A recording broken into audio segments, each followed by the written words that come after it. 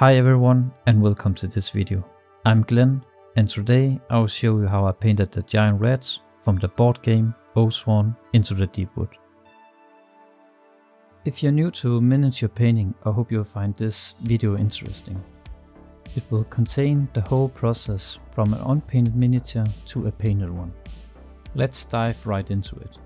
First things first, before painting we need to do some preparation. I make sure to remove all the mold lines on the models. These can be removed by scraping with a hobby knife or by file. You will find these mold lines in all kinds of places on the models, so take your time to remove them all.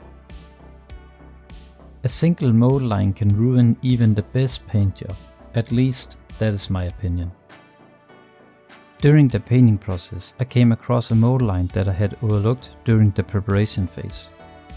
If you run into this issue, no worries, just take your hobby knife and remove it.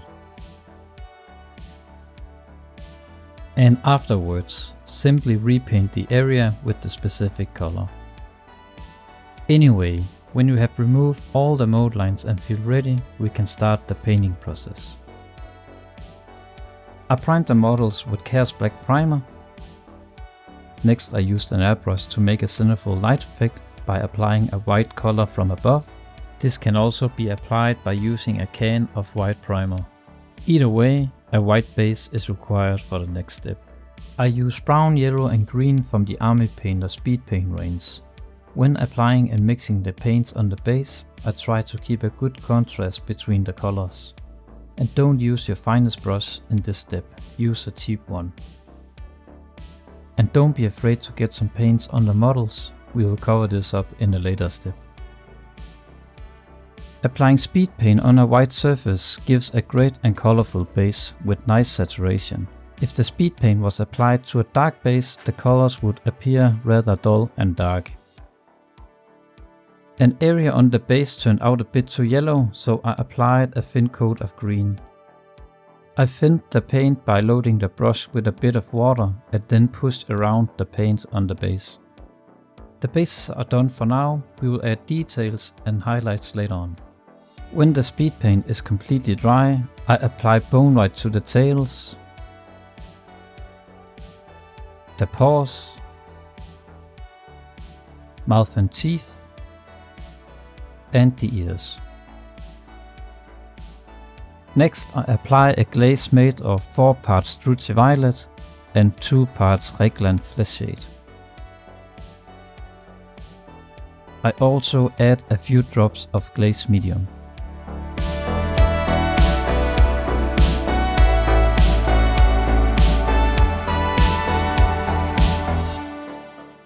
I apply this glaze to the bone white color on the models. The glaze is a rather thin paint, allowing it to act as a translucent filter on the bone white.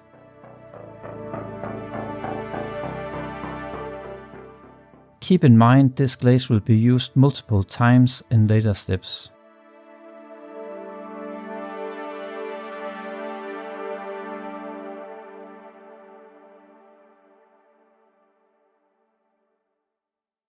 For the next step I mix purple and blue speed paints to make a base coat. I mix 4 parts of purple and 2 parts of blue. This base coat is applied to the bottom half of the model.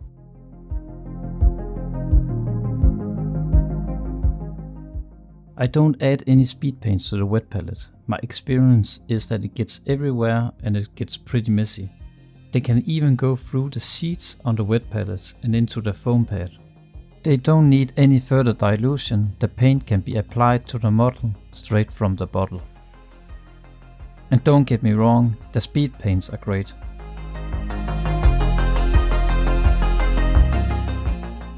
To finish the base coating, I added a purple color on the top of the model. This layer is applied quite thinly since our intention is to make the top of the model the brightest.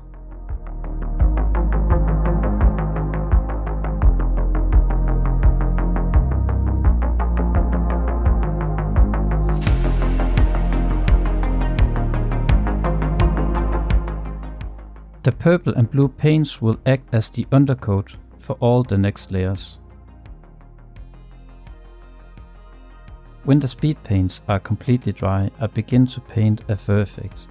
The first layer is with Nagaroth's Knight, and this is applied with small thin brushstrokes. Make sure to use a nice and pointy brush through all the next steps. This layer is only applied to the bottom half of this model. And remember to keep the brush moist.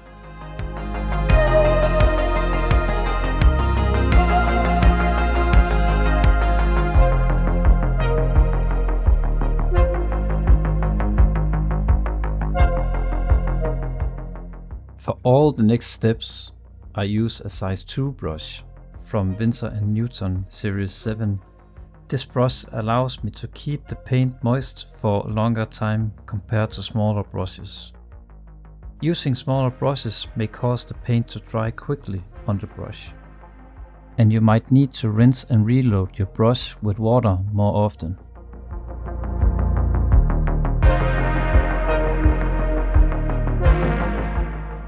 The next layer is applied with Sirius Purple.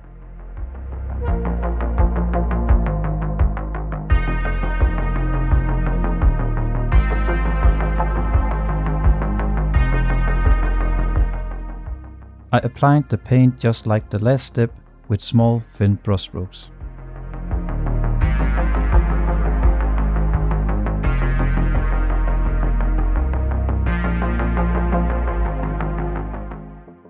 By adding the paints to the wet palette, they will remain moist for an extended period due to the design of the wet palette. It consists of a foam pad at the bottom holding the water and a thin sheet on the top that allows a controlled amount of water to keep the paint moist.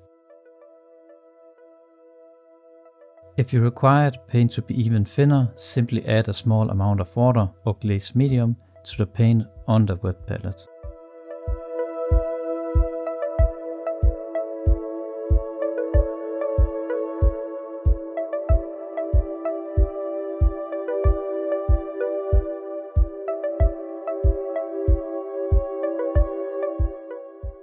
For the next layer, we use the same purple from the last step, but we add a bit of white into it. This layer is not applied in the deepest shadows, but more towards the raised and exposed areas of the model. Remember this when going through all the next layers.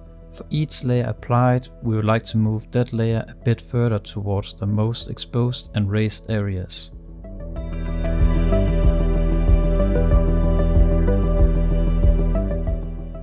You can follow and see all the layers I apply. These are added to the wet palette.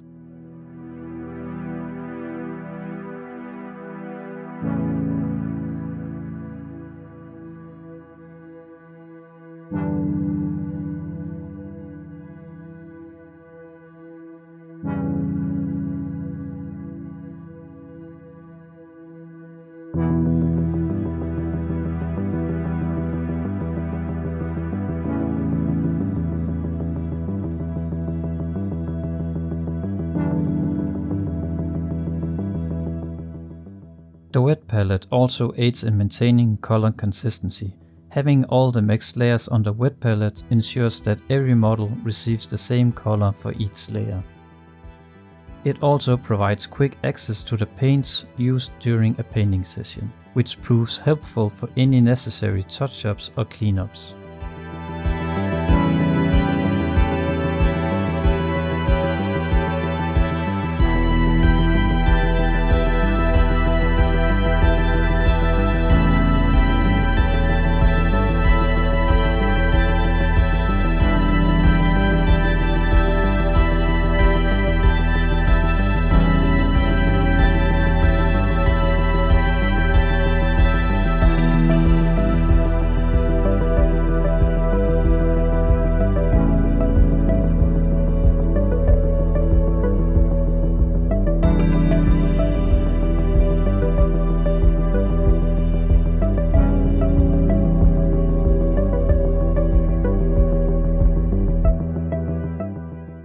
The wet palette not only helps with color consistency, but also extends the usage of the paints. Unlike an ordinary palette, the paints on a wet palette don't dry out quickly, allowing them to be used for a few days.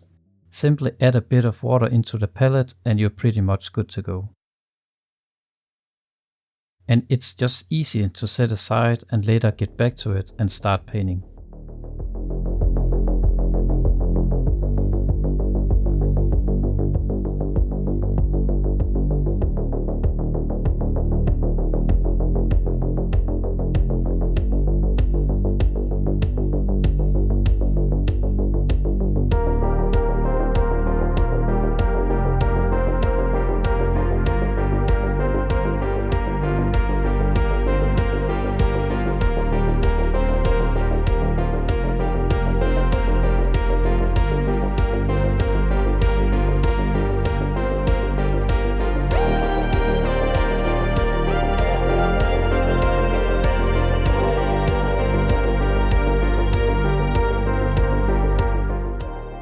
This is the second last layer of the fur effect. As you will see, I'll be focusing on the most exposed and raised areas.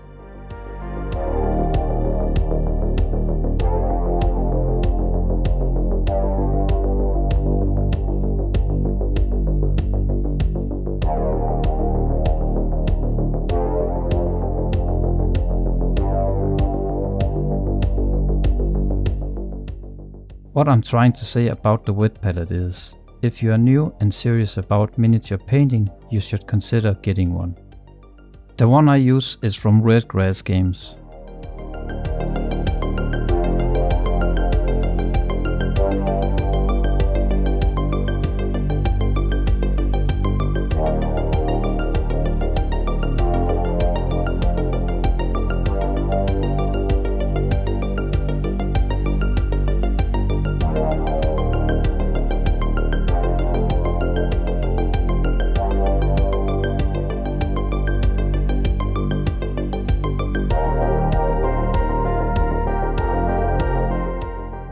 And finally, the last layer.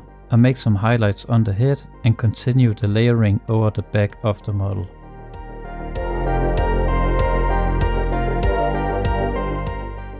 I imagine the light source coming directly above the model, which is why I would like the brightest layers to be on the areas most exposed to this imaginary light source.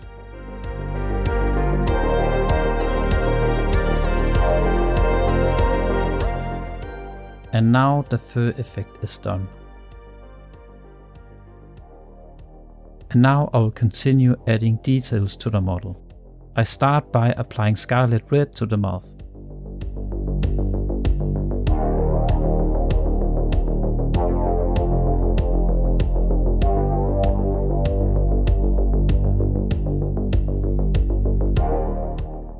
Next I add the glaze I made in previous stage.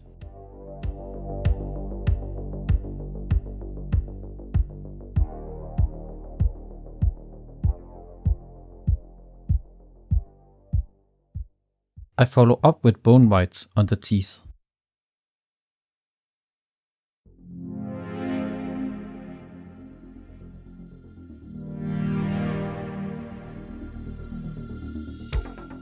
I then add a bit of Seraphim Sepia to the teeth.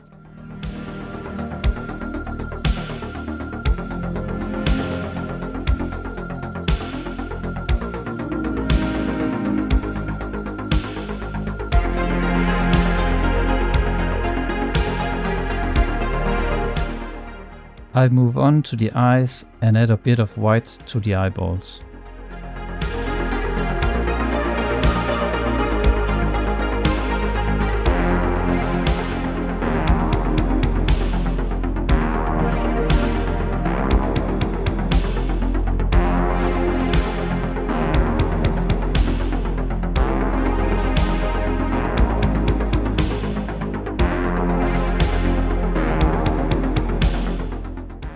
After the pure white color, I apply a mix of yellow and white to the eyeball.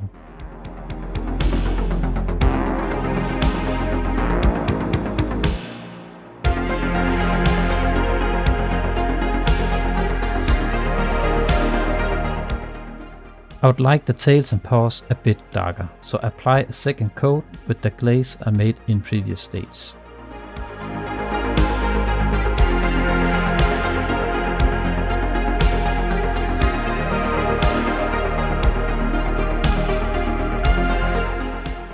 After the second layer is dry, I apply a third layer.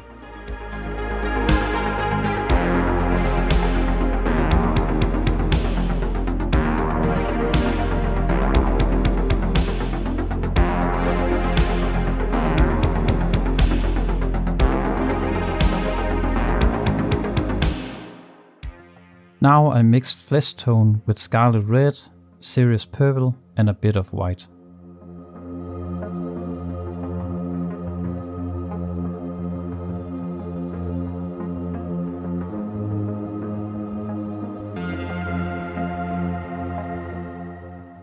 This mixture is for highlighting the tails a bit. I apply this on the top of the tails.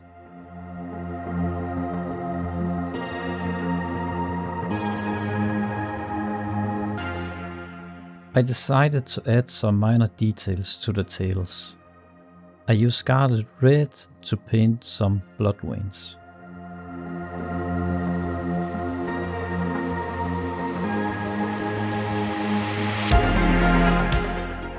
I apply a last layer of the glaze. This is to blend the veins into the tail.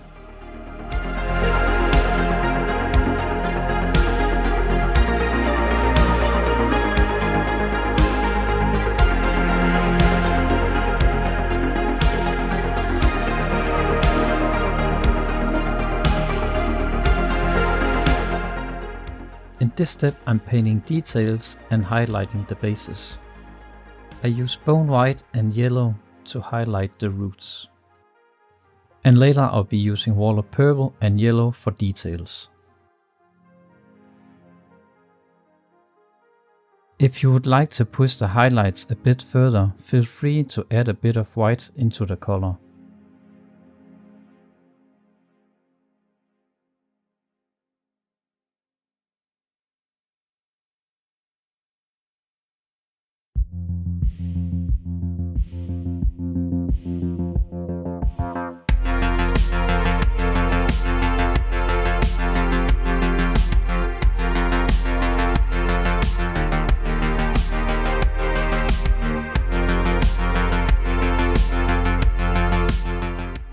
As you can see, having all the paints at hand with the wet palette helps streamline the process, whether you are applying base colors or mixing them. The wet palette offers the advantage of keeping your paints workable for an extended period, allowing you to switch between colors seamlessly while painting.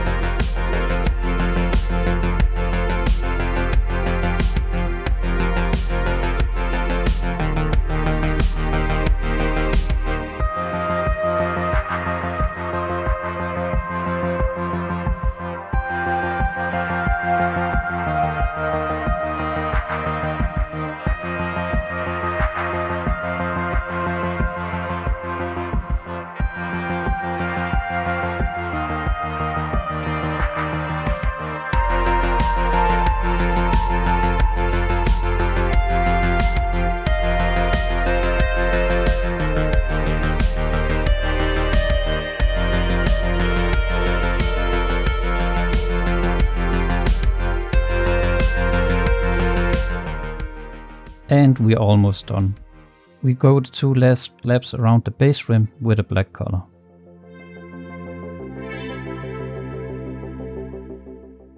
After I'm done with all the bases, I gave the models a coat of matte varnish from Army Painter. Let's have a look at the final result. I hope you enjoyed the video and perhaps learned something new. If you found this content interesting, you can support me by sharing the video, leaving a like and comment below. You can also check my other content with similar style for more tutorials and painting tips. I hope I'll see you in the next video. Have a nice day.